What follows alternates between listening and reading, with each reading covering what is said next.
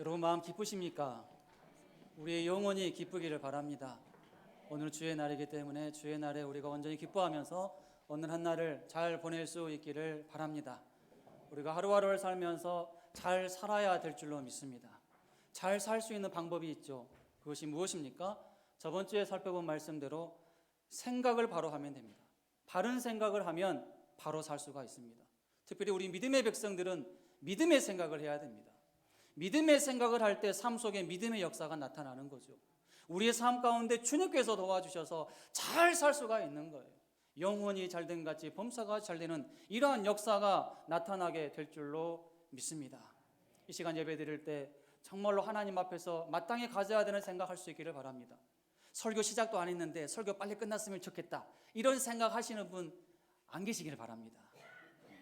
하나님 앞에 예배 드리기 위해서 나왔으니까 처음부터 마지막 시간까지 신령과 진정으로 드리는 이러한 산제사 드리는 우리 모두가 되기를 바랍니다. 요셉이 억울하게 노예로 팔려갔습니다. 생각이 달랐죠. 요셉의 형들의 생각이 잘못되었습니다. 요셉의 형들의 대부분이 잘못된 생각을 함으로 인해서 요셉을 죽여야 될 사람으로 생각을 했어요. 노예로 팔았습니다. 보디발의 집에 종으로 가게 됩니다. 보디발에게 충성을 했어요. 얼마나 성실하게 일했습니까? 그런데 보디발도 그 아내의 생각을 그대로 따릅니다. 그래서 요셉을 나쁜 사람으로 생각을 하죠. 그렇게 자기에게 잘했는데 100가지 중에서 99가지를 잘하고 단 한 가지, 그것도 잘한 거예요 사실.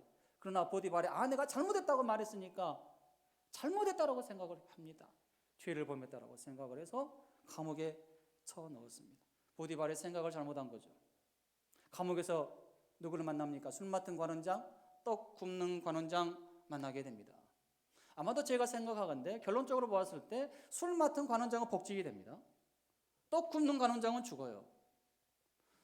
때문에 술 맡은 관원장이 아마도 억울한 누명을 쓰고 감옥에 오지는 않았나, 이렇게 충분히 생각할 수가 있는 거죠. 나중에 복직이 되었으니까 죄가 없다라고 판명이 되어서 복직이 되었다라고 믿습니다.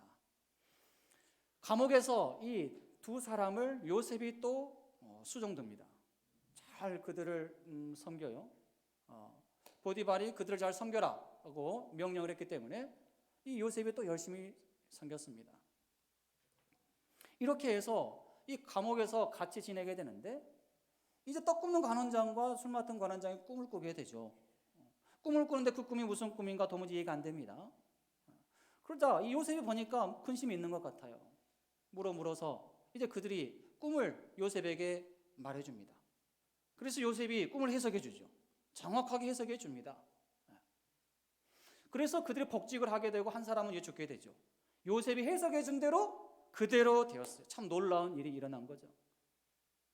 아마도 요셉은 같이 생활하면서 자기와 함께한 이 두 명의 사람이 어떤 권력이 있는 사람인지 알게 되었을 것입니다. 그리고 이제 꿈대로 되었을 때 이제 요셉은 기대한 것이 있었겠죠. 내가 해석해 준 그 술 맡은 관원장이 복직되었으니까 감옥에 있을 때 요셉이 부탁한 게 있었어요. 당신이 복직이 되면, 꿈대로 되면 나를 좀 생각해 달라. 나는 감옥에 올 일을 하지 않았다. 나는 죄를 지은 게 없다. 좀 나를 좀 억울한 누명 좀 벗겨주면 좋겠다. 이런 부탁을 합니다. 우리 같았으면 어떻습니까? 우리 같으면 정말로 이 요셉이라고 하는 사람이 대단한 사람으로 생각되지 않겠습니까? 요셉이 해석을 했는데 그 해석대로 내가 복직이 되는 거예요. 그러면 요셉을 잊을 수가 있겠습니까? 잊을 수 없죠. 어떻게 요셉을 잊습니까? 많은 사람들에게 막 알리겠죠. 내가 이런 사람을 감옥에서 만났는데 이 사람이 꿈을 해석해 주었는데 그대로 내가 복직이 되었다. 한 사람은 죽었다. 요셉을 잊을 수 없을 것 같은데 이 술 맡은 관원장은 요셉을 잊어버려요.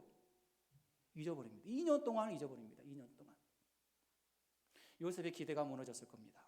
그래도 한 줄기 희망 걸었는데, 희망을 보았는데 그 희망이 완전히 무너졌어요. 2년 동안 그 기대가 완전히 무너진 거죠. 그런데 여러분, 하나님께서 술 맡은 관원장으로 하여금 도저히 우리가 생각할 때 잊을 수 없을 것 같은 그러한 상황을 잊어버리게 하셨습니다. 요셉을 잊어버리게 한 거예요. 요셉에게 받은 은혜를 잊어버리게 하셨습니다. 하나님께서 그렇게 하신 거예요. 그 이유가 있습니다. 이유가 있어요. 잊어버릴 수 없는 것을 잊게 된 것은 이유가 있는 거죠. 하나님께서 잊게 하셨습니다. 잊게 하셨어요. 기억하지 못하게 하셨어요. 그 이유가 무엇일까? 생각해 보면 바로가 2년 후에 꿈을 꾸게 됩니다. 바로가 2년 후에 꿈을 꾸게 되는데 그 정확한 시점에서 술 맡은 관원장이 요셉을 생각하도록 만들기 위해서 잊어버리게 하신 거예요. 2년 동안은. 그리고 2년 후에 바로가 꿈을 꾸었을 때 술 맡은 관원장이 요셉을 생각하게 된 거죠. 만약에 바로가 꿈을 꾸기 전에 이 술 맡은 관원장이 감옥에서 나와서 복직할 때 그때 요셉을 계속해서 생각했다면 어떤 일이 일어났을까요? 짐작하건대 자기 나름대로 자기가 은혜를 입었으니까 요셉을 감옥에서 빼내주려고 노력을 했겠죠. 그러면 누구와 대립이 될까요? 보디발. 친위 대장 보디발과 대립이 될 것입니다. 보디발은 안 된다. 이 요셉이 내 아내를 범했다. 안 된다 하고 이 술 맡은 관원장은 빼내려고 노력하고 그러면 충돌이 되겠죠. 권력 싸움이 시작이 될 것입니다. 그러면 그것을 알게 된 바로는 어떻게 할까요? 누구를 징계할지는 정확히는 모르지만 분명한 것은 이 술 맡은 관원장이 오히려 그 일을 추진함으로 인해서 바로에게 미움도 받을 수 있겠죠. 그러면 이 지위가 폐위될 수가 있습니다. 직분 박탈당할 수가 있습니다. 술 맡은 관원장 더 이상 하지 못할 수 있습니다. 그러면 요셉이 총리가 되는 길은 막히는 거죠. 막히는 겁니다. 그래서 하나님은 2년 동안 술 맡은 관원장으로 하여금 요셉을 잊어버리게 했다. 이렇게 생각해 볼 수가 있는 것입니다. 여러분, 하나님의 생각이 있다는 사실을 믿으시기 바랍니다. 왜 나에게는 이런 일이 안 일어나는가? 내 생각대로 안 풀리는가? 빨리 내 생각대로 되었으면 좋겠는데 이렇게 되었으면 좋겠는데 조급해할 때가 우리가 얼마나 많습니까? 그러나 하나님의 생각이 있음을 생각하고 내 생각대로 안 되는 환경 가운데서도 잘 인내하고 기다릴 수 있는 우리의 믿음 될 수 있기를 바랍니다. 때로는 내 생각대로 어떤 일들이 빠르게 진행되지 않는 것이 나에게 유익이 될 수 있다는 사실을 믿으시기를 바랍니다. 꼭 내 생각대로 다 일들이 잘 풀려야 그게 복인가요? 아닙니다. 복이 아니에요. 막힐 때는 막혀야 됩니다. 내 생각대로 하려고 했는데 막혔어요. 차라리 그것이 나에게 복이다라는 것을 깨달을 때가 많잖아요. 하나님의 생각이 있어요. 우리 교회를 향한 하나님의 생각이 있고 나를 향한 하나님의 생각이 있습니다. 우리의 생각을 누구에게 맞춰야 될까요? 하나님의 생각에 맞춰야 됩니다. 하나님의 생각을 나의 생각에 맞추려고 일을 써보았자 나에게 손해가 되는 거예요. 아무런 유익이 없습니다. 항상 우리의 생각, 하나님의 생각에 맞춰가면서 살아갈 수 있기를 바랍니다. 요셉이 애굽의 총리가 됩니다. 제2인자가 돼요. 사실 애굽인들이 볼 때는 이건 기적입니다. 있을 수 없는 일입니다. 있을 수 없는 일이에요. 애굽 사람들이 볼 때 요셉은 어떤 사람입니까? 이스라엘 사람이에요. 노예로 팔려온 사람입니다. 보디발의 종입니다. 보디발의 집에서 나쁜 일을 했던 그야말로 질 나쁜 전과자일 뿐입니다. 애굽 사람들에게 있어서 요셉은 그런 사람이에요. 그런데 그런 사람이 어떻게 그것도 애굽의 제2인자 총리의 자리에 오를 수 있었을까요? 이건 정말로 불가능한 일이죠. 상상도 못할 일입니다. 어떤 누구도 애굽 사람들이 요셉을 생각할 때 요셉이 총리가 될 거라고는 상상도 못했을 것입니다. 보디발조차도 상상도 못했겠죠. 그런데 요셉이 애굽의 총리가 되었습니다. 애굽 사람들에게서 전혀 존재 가치가 없었던 요셉, 이 요셉을 하나님은 애굽의 제2인자 총리의 자리에 앉히셨습니다. 하나님께서 하셨습니다. 요셉이 애굽의 총리의 자리에 오를 수 있었던 비결은 무엇일까요? 물론 여러 가지가 있습니다. 그런데 오늘 본문 말씀의 근거에서 볼 때 요셉이 바로의 왕의 꿈을 정확하게 해석을 했기 때문입니다. 정확하게 해석을 했기 때문에 그래요. 바로 왕은 술 맡은 관원장을 통해서 이 자기의 꿈을 해석할 사람이 있다라는 소식을 듣습니다. 술 맡은 관원장 요셉을 소개하죠. 그동안 잊어버렸던 요셉을 그때 정확한 타이밍에 바로에게 요셉을 소개합니다. 감옥에 있는 요셉은 갑자기 이제 부름받죠. 막 정신이 없었을 것입니다. 왕이 너를 부른다. 그러면 친위대장도 어떻게 할 수가 없는 거예요. 아니 왕이 요셉을 부르는데, 아니 보디발이 자기 아내를 이 요셉이 범했다고 계속 잡아줄 수가 있겠습니까? 왕이 불렀는데 보디발도 그냥 순종을 하는 거죠. 무슨 말을 할 수가 있겠습니까? 즉시 요셉은 바로 앞에 서게 됩니다. 바로의 꿈을 듣게 되고 바로의 꿈을 정확하게 해석을 하게 되죠. 이렇게 해서 요셉은 이제 총리가 되는 엄청난 특권을 누리게 되죠. 바로의 꿈이 어떤 꿈이다라고 해석을 합니까? 7년 동안은 풍년이 있을 것입니다. 그리고 그 다음에 또 7년의 흉년이 있을 것입니다. 그 다음에 이어질 흉년은 그 전에 있었던 풍년을 기억하지 못할 정도로 큰 흉년이 될 것이고, 그 흉년을 잘 대비하지 못하면 이 애굽 땅은 망하게 될 것입니다. 이렇게 해석을 해요. 그리고 나서 요셉은 대비책까지 말해줍니다. 어떻게 대처를 해야 되는지. 풍년의 때에 명철하고 지혜가 있는 사람을 택해서 그 풍년을 잘 보내면 흉년의 때에도 잘 견딜 수가 있을 것입니다. 명철하고 지혜 있는 사람을 세워야 됩니다. 이렇게 제안을 합니다. 바로 왕을 비롯한 모든 신하들이 그 요셉의 말을 듣고 좋아합니다. 요셉만한 사람이 없다라고 생각을 하고 왕에게 추천하죠. 왕이시여, 요셉만한 사람이 없습니다. 왕이 생각할 때도 요셉만한 사람 없거든요. 그래서 요셉을 높이 세워줍니다. 사실 생각해보면 지금 바로의 꿈대로 되어지지 않았거든요. 요셉이 해석한 대로, 바로의 꿈이 요셉이 해석한 대로 지금 이루어지지 않은 상태예요. 그런데도 불구하고 바로 왕은 요셉을 보면서 어떤 말을 합니까?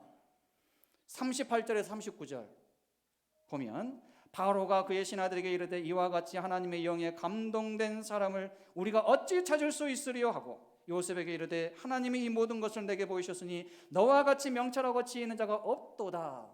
하나님의 영에 감동된 사람이다. 그 사람은 요셉이다. 이렇게 보았습니다.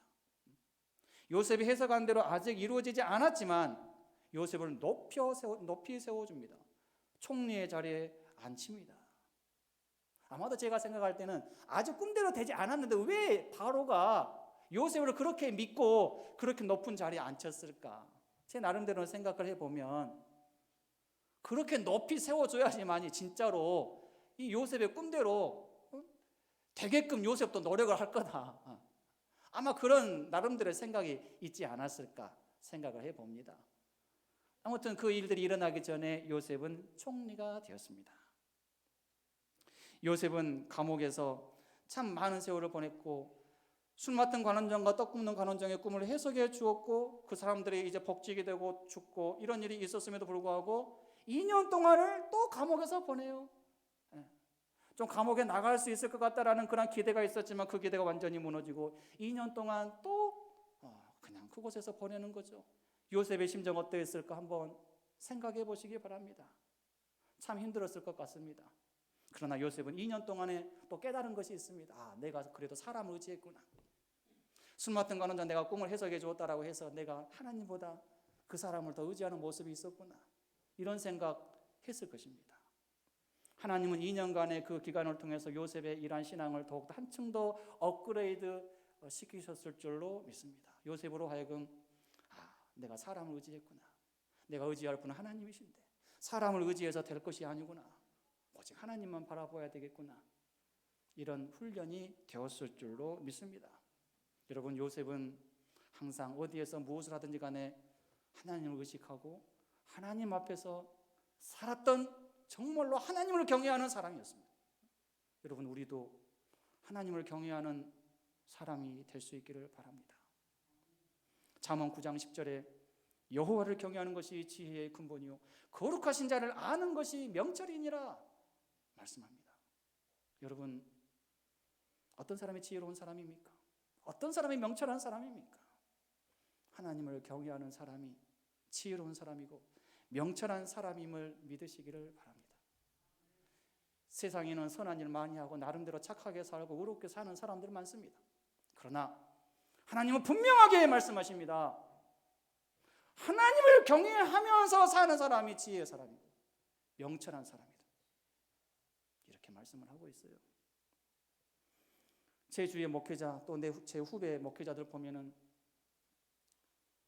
교회가 한국 교회가 참 왜 이렇게 흘러가는가? 한국 교회가 문제가 많다. 그것 때문에 속이 상하고 화가 난 나머지 목회를 그만둔 그런 후배들이 있습니다. 저는 그런 후배들에게 그런 얘기를 많이 했어요. 그런데도 돌아오지 않더라고요.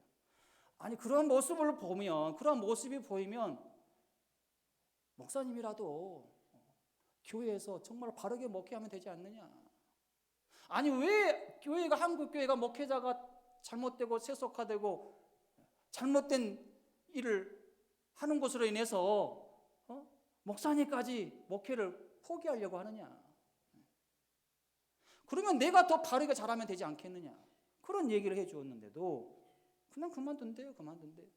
그래서 그만둔 목회자 있는 것을 보게 됩니다. 여러분, 하나님을 경외하면서 사는 사람이 지혜로운 사람이고 명철한 사람임을 믿으시기를 바랍니다. 우리가 그렇게 살아야 돼요. 그렇게 살 때 하나님께서 지혜를 주셔요. 하나님께서 지혜를 주시고 명철을 주십니다. 깨닫게 할 것 깨닫게 해주시는 거예요. 요셉으로 하여금 꿈을 해석하게끔 하셨잖아요.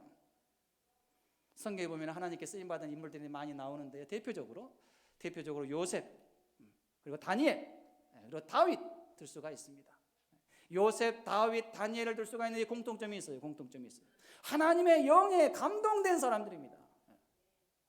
왕들이 그들을 바라볼 때, 그들을 향해서 어떤 사람이라고 말할 때 하나님의 영에 가득한 사람이다, 이렇게 말했던 사람들이었던 거예요. 애굽의 바로 왕이 요셉을 바라볼 때 하나님의 영에 감동된 사람이라 이렇게 평가를 했잖아요.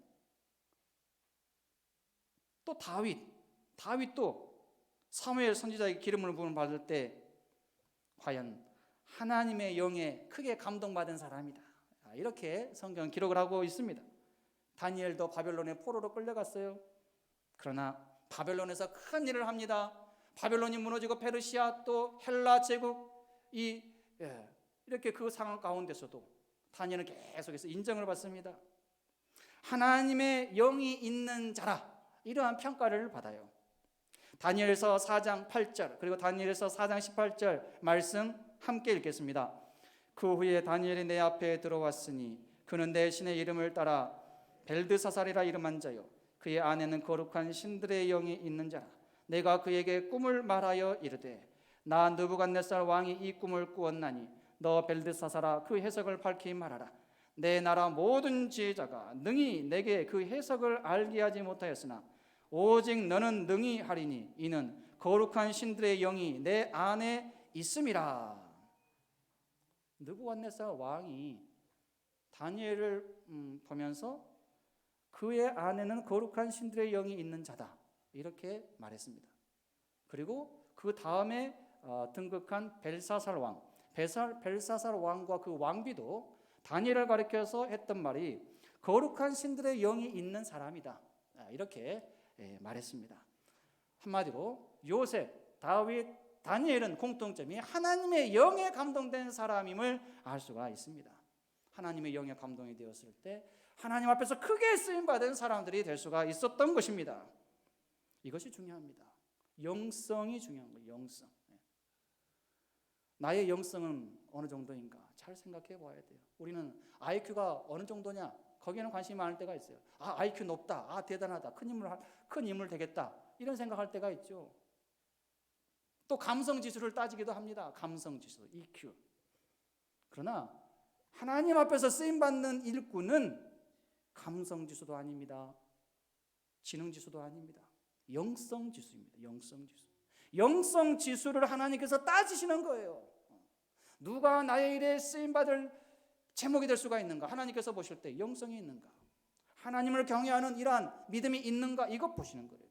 여러분, 하나님께 쓰임받는 일꾼이 되기를 원하십니까? 그렇다면 하나님의 영에 감동된 사람이 되기 위해서 그것을 생각하고 거기에 관심을 가지고 기도에 집중하실 수 있기를 바랍니다.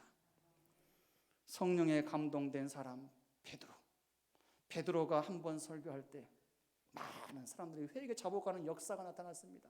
수천 명이 즉시 회개 자복하고 세례를 받는 이런 역사가 나타났어요. 베드로 사도는 학력이 그렇게 좋지 않습니다. 가방끈이 그렇게 길지 않아요. 좋지 않아요. 그런데 영성 지수가 높았습니다. 오순절 성령 강림의 역사를 강력하게 경험을 했습니다. 크게 쓰임 받았습니다. 스데반 집사, 뛰어난 영성 지수를 가지고 있었던 사람입니다.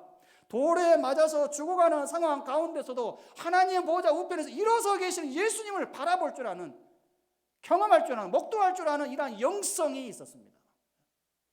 그 고난도 잘 이겨냈어요. 극복했습니다. 초대교회 일꾼들도 하나같이 하나님의 영으로 충만했습니다. 그래서 큰 일들을 감당할 수가 있었죠. 여러분, 우리가 하나님 앞에 이러한 사람이 될 수 있기를 바랍니다.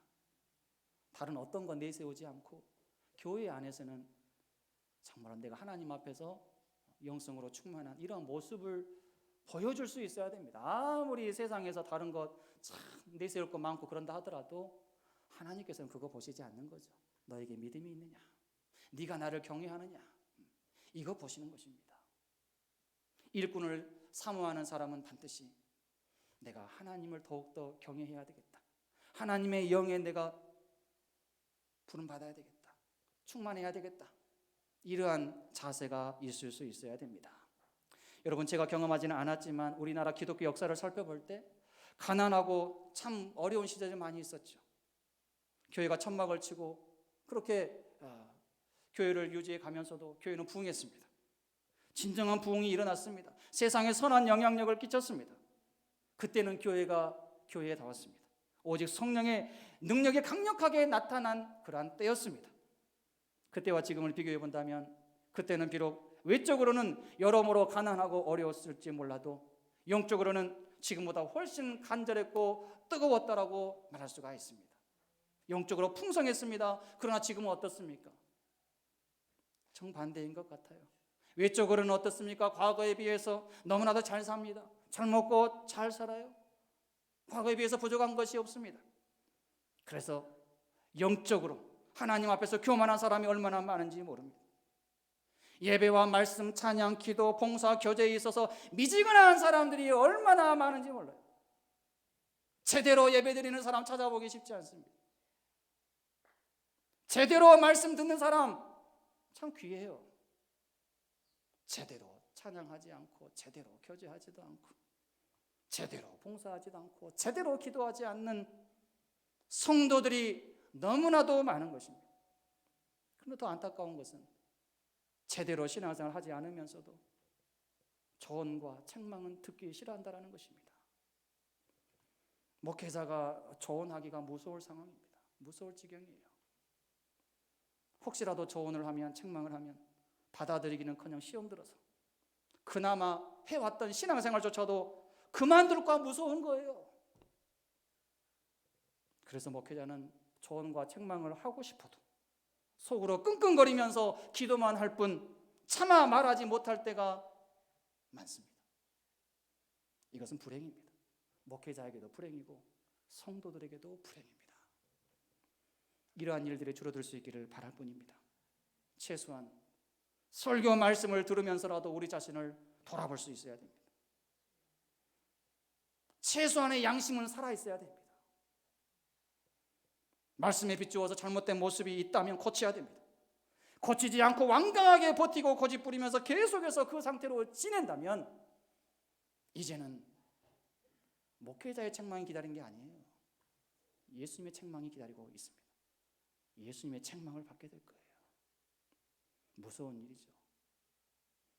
우리 각자의 모습은 어떤지 점검합시다. 반드시 점검해야 됩니다. 그렇지 않으면 우리의 영혼이 절대로 잘 되지 못할 것이고 결국 범사에 좋지 않은 결과가 나타나게 될 것입니다. 부자 되는 것도 좋습니다. 그래야 좋은 일도 많이 할 수 있겠죠. 공부 많이 하는 것도 물론 좋은 일입니다.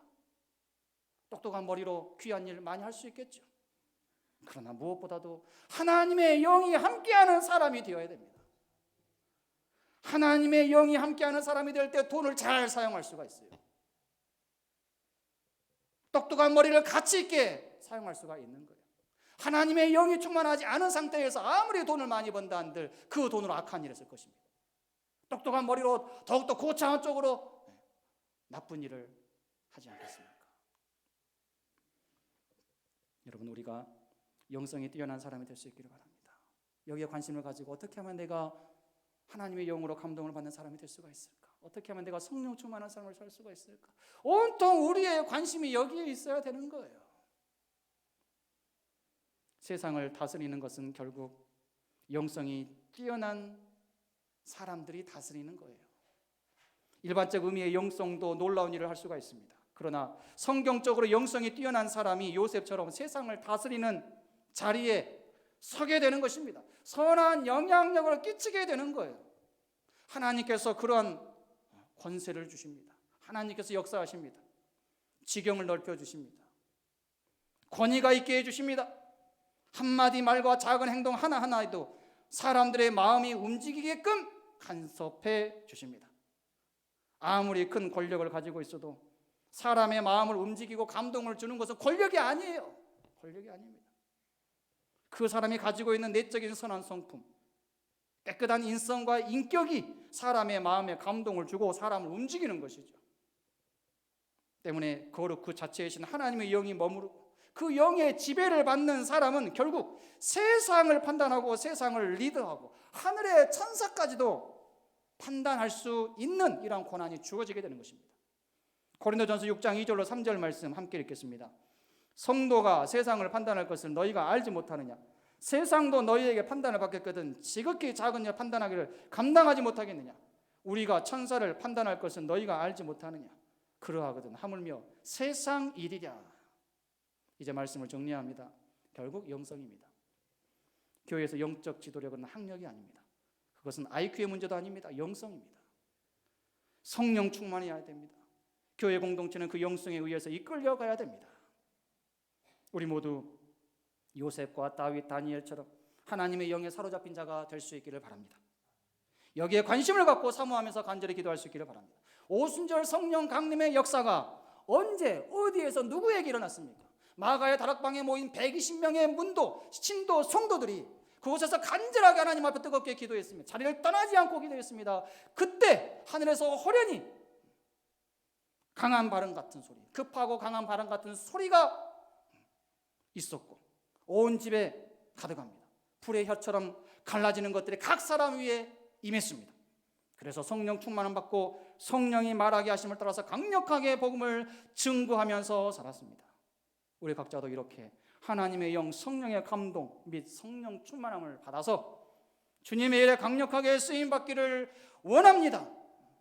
하나님의 영의 감동 받는 데는 관심이 없고 직분 얻는 데만 관심을 갖는다면 자기에게도 불행이고 그 사람을 세운 교회도 불행이고 성도들도 불행이고 하나님도 불행하십니다. 모두가 다 불행해요. 그러나 하나님의 일에 쓰임받고자 하는 그런 간절한 마음, 하나님의 마음을, 하나님께서 기뻐하시는 마음을 갖는 사람이 일꾼이 된다면 그러한 사람 한 사람 한 사람으로 인해서 우리 산이제일교회는 더욱더 아름답게 부흥하고 발전해 나갈 줄로 믿습니다. 우리가 하나님의 영에 충만할 때 우리 다음 세대도 하나님의 영에 충만한 일꾼들이 계속해서 세워져 나갈 줄로 믿습니다. 우리 교회가 그렇게 되기를 바랍니다.